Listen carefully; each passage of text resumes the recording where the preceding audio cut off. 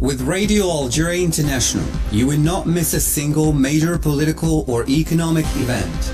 Radio Algeria International, our voice in the world.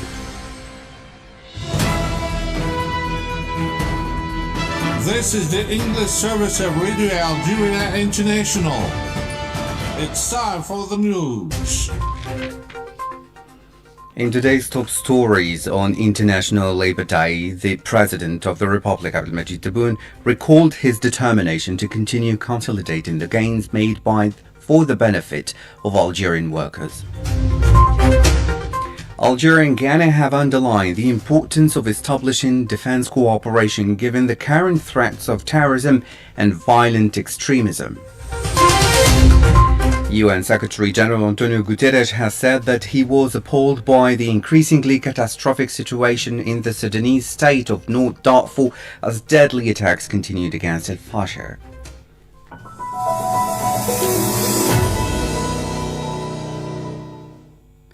Hello and welcome to Radio Algeria International. I'm Jamal Samani. In a message addressed to the Algerian people on the occasion of International Labour Day, celebrated on the 1st of May of each year, the President of the Republic offered his best wishes to the Algerian workers, reaffirming his determination to complete the process of national construction, the path of which was mapped out by our forerunners among the valiant martyrs, the freedom fighters, the militants, and all the devoted children of this homeland, in order to preserve the independence of decision and the capacities and wealth of the nation, and to contribute to the development of a strong and diversified economy, guaranteeing the pride, dignity, and independence of the country. Said Bougazi has more. The President of the Republic underlined his determination to continue consolidating the gains made for workers following the fulfillment of commitments linked to unprecedented increases in workers' wages through a wide-ranging revision of pay scales, compensation schemes, and retirement allowances and pensions, as well as a significant reduction in tax burdens. These achievements, he added, will be reinforced in accordance with the commitments we have made in order to guarantee workers a satisfactory living environment and a peaceful family life based on the state's commitment to preserving the dignity of citizens and enshrining the protection of citizens' rights in the legal text relating to career paths and retirement. For the President of the Republic, it is also a renewed opportunity to remember together on May 1st the sacrifices of the heroes of the glorious Liberation Revolution and to express our pride in the loyalty of workers and trade unionists to Algeria since the creation of the General Union of Algerian Workers on 24th February 1956 up to the ordeal of the national tragedy, a disastrous period during which workers resisted the barbaric and destructive terrorist horde, defending the nation-state and its institutions with bravery and dignity. In the same connection, the President of the Republic affirmed that victorious Algeria counts on its children, the workers, who are contributing with the same commitment and loyalty to the homeland at this crucial stage from their various posts to the shaping of a modern economic model. He said they are the foundation on which the new economic orientations are built and the lasting wealth represented by highly qualified, competent and ambitious young people capable of putting intelligence and technology at the service of an entrepreneurial dynamic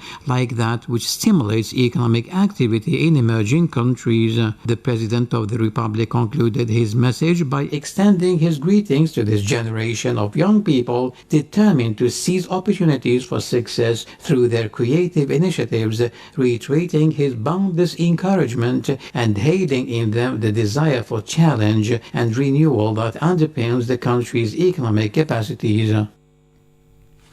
The Speaker of the National People's Assembly, Brahim Boughali, has also congratulated the Algerian workers on the occasion of International Labour Day, saying that it is an opportunity to highlight the achievements made and honour the sacrifices of predecessors. The President of the Republic, Abdelmajid Tebboune, has received the President of the Sahrawi Arab Democratic Republic, Brahim Ghali. During this meeting, the two presidents examined relations between the two countries. President Tebboune also received the Minister of Foreign Affairs of the Republic of Ghana, Samuel Ablakwa. In a statement to the press following his meeting with the President of the Republic, the Ghanaian Foreign Minister indicated that the two countries were committed to strengthening their bilateral relations. Mr. Shafi has more details. The Foreign Minister of Ghana recalled the struggle of Algeria and Ghana against colonialism and the two countries' participation in the creation of the Organization of African Unity, OAU, and the Non-Aligned Movement, NAM. He indicated that Ghana does not believe in opportunistic relations but in those on trust and the win-win principle, adding that his country would work to develop its relations with the countries of the Sahel region. Mr. Ablakwa also said that the meeting provided an opportunity to discuss the importance of establishing Algerian-Ghanaian defense cooperation given the threat of terrorism and violence extremism to stability in the Sahel region. He said he discussed with President Tebboune the threat of terrorists in Mali, Burkina Faso and Niger, highlighting President Mahama's mediation efforts. He emphasized the importance of a diplomatic solution over violence and confirmed President Tebboune's support for Mahama's initiative. In this respect, Mr. Ablakwa said that he had conveyed to the President of the Republic the greetings of his brother, the President of the Republic of Ghana, underlining that the President of the Republic has in turn asked him to extend an invitation to his Ghanaian counterpart to visit Algeria before the end of the year.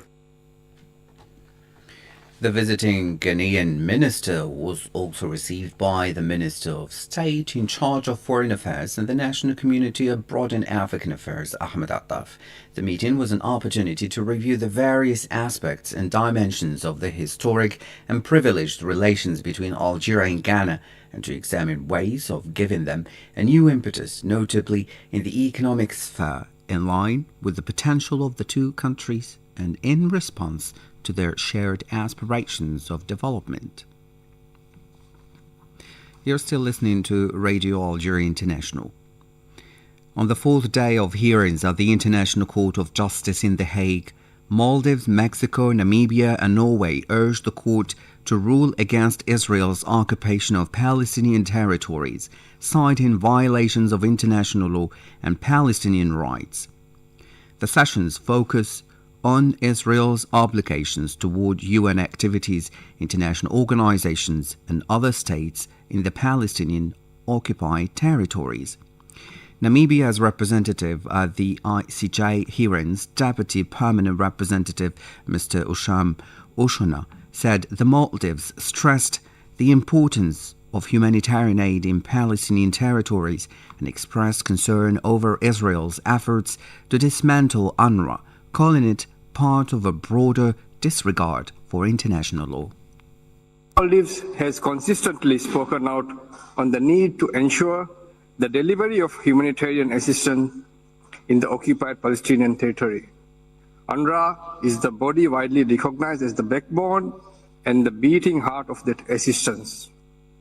The Maldives, like many other states, has expressed grave alarm at Israel's deliberate steps to dismantle this body.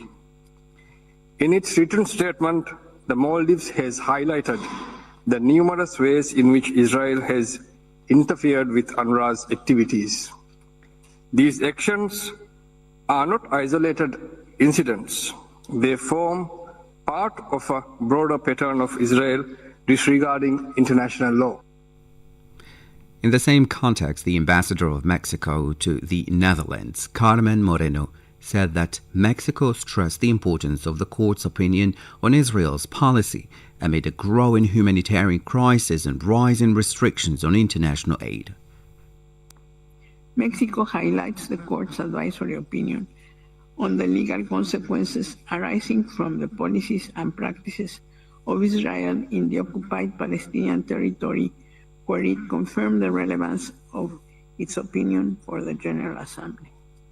In this context, the significance of this procedure is all the greater in light of the urgent humanitarian crisis unfolding in the state of Palestine and the growing restrictions affecting the presence and activities of international actors engaged in relief and protection efforts. The International Court of Justice hearings underscore international concern over Israel's actions in the occupied Palestinian territories, reflecting the urgent need for legal clarity and a diplomatic resolution to the humanitarian crisis and violations of international law. Now, the UN has warned against a worsening humanitarian catastrophe in the Gaza Strip as the Israeli bombardments and total blockade of aid enter a second month. At a press conference citing the United Nations Office for the Coordination of Humanitarian Affairs OCHA, UN Deputy Spokesman Farhan Haq had the following. The Office for the Coordination of Humanitarian Affairs warns that Israeli forces continue to bombard areas across the Strip, with attacks hitting tents and residential buildings. Scores of Palestinians have reportedly been killed or injured in recent days, with civilian infrastructure damaged. As the full blocking of any supplies into Gaza approaches 2 months, stocks are being steadily depleted or run out entirely. This leaves more than 2 million people with severe shortages of food, water, shelter, medicine, and other essential supplies. Efforts to distribute water are being hampered by the lack of generators, solar panels, and pipes. Fuel is also needed for the response, but as we told you yesterday, our efforts to retrieve it have been routinely denied by Israeli authorities. That was the UN Deputy Spokesman Farhan Haq. The Commissioner General of the United Nations Relief and Works Agency for Palestine Refugees UNRWA, Filippo Lazzarini, has said that unfounded allegations against the UN agency threaten the lives and well-being of its staff in occupied Palestine, notably in Gaza, ravaged by a genocidal Zionist aggression. Filippo Lazzarini, in a message posted on social networks, said, quote, "The war of narratives continues. Unfounded allegations aimed at weakening UNRWA, a lifeline for 2 million people, continues. Such allegations threaten the lives and well-being of UNRWA staff in the Gaza Strip and the occupied West Bank." End of quote. Now to the Western Sahara file. The Diplomatic Forum of Solidarity with the Sahrawi People has said it is convinced that the only way to complete the decolonization process in Western Sahara remains the exercise by the Sahrawi people of its inalienable right to self-determination, underlining that it is up to the Sahrawi people to determine their future. In a final declaration issued on Wednesday at the end of the meeting held at the South African Embassy in Algiers, the ambassadors of the 15 participating countries stated that they were strongly convinced that the only way to complete the process of decolonization of Western Sahara, the last colony in Africa, is the resumption of direct negotiations without preconditions between the two parties to the conflict, Morocco and the Polisario Front. More details with Said Bougazi. The ambassadors urge the UN Security Council to fully assume its responsibilities towards the Sahrawi people who have been waiting for half a century to be able to freely exercise their inalienable right to self-determination, which has been constantly obstructed by the many obstacles erected by Morocco to prevent its realization. Rejecting Morocco's attempts to make the world accept its pseudo-autonomy plan for the territory, the members of the forum underlined that the people of Western Sahara are the only ones who can determine their future. For them, the Polisario Front is the sole representative of the Sahrawi people insofar as it is the only entity entitled to challenge contentious decisions before the European courts. In this respect, they expressed their satisfaction with the clarifications provided by the EU Court of Justice, which unequivocally demonstrated the clear distinction between the Sahrawi people, sovereign over their territory, and populations with no connection to Western Sahara, settled with the clear aim of changing the demographic nature of the territory. Participants at the forum also expressed their deep concern at the deteriorating human rights situation in occupied Western Sahara. Supporting the March for Freedom launched a few weeks ago to demand the release of Sahrawi political prisoners languishing in Moroccan jails, the members of the forum also called for the lifting of the blockade imposed on the territory, which de facto prohibits access to the international media and foreign observers. The ambassadors of the countries showing solidarity with the Sahrawi people also called for the reinforcement of humanitarian aid for the Sahrawi refugees, seizing the opportunity to thank accusing Algeria for hosting the Sahrawi refugees for 50 years. Now, the artillery of the paramilitary rapid support forces has hit the Sudanese presidential palace in the center of Khartoum in the second attack in just 1 week. No victim was immediately reported. UN Secretary General Antonio Guterres has said that he was appalled by the increasingly catastrophic situation in the Sudanese state of North Darfur as deadly attacks continued against al-Fasher, reiterating its call to facilitate safe and unhindered humanitarian access to the country, which has been in the grip of conflict since April 2023. The UN High Commissioner for Human Rights, Volker Turk, has said that at least 542 civilians have been killed in the last 3 weeks in Sudan's war-torn region of North Darfur, but the real death toll is much higher. Now the details with Massaud.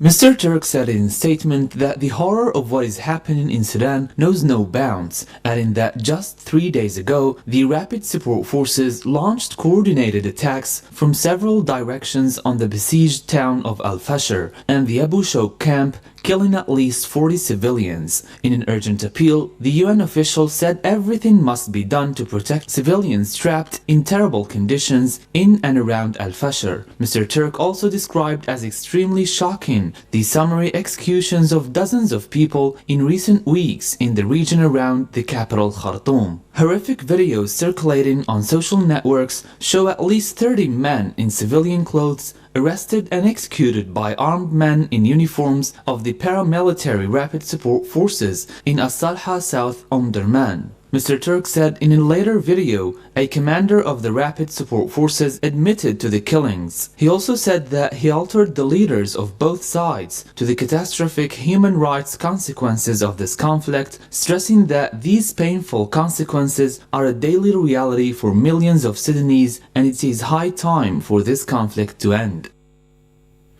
In another development, the head of the Sovereignty Council in Sudan, Abdel Fattah al-Burhan, has appointed a new interim prime minister and a new international affairs minister.